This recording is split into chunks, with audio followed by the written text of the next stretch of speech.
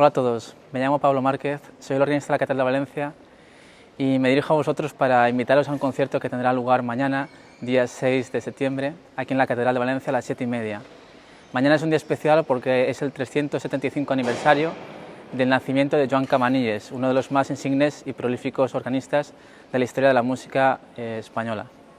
Mañana tendremos aquí un concierto en el que se podrá escuchar por una parte obras de Joan Camanilles y en contraposición con otro organista y compositor alemán muy conocido, Buxtehude, que fue uno de los profesores de Bach. Os escucharemos esos dos compositores y al final improvisaré una pieza inédita sobre el nombre de Camanilles.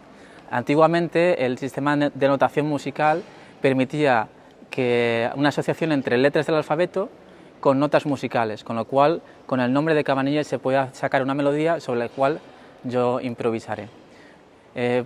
Estáis todos invitados, será un placer compartir con vosotros esta experiencia, este concierto tan especial y nos vemos mañana a las 7:30. Gracias.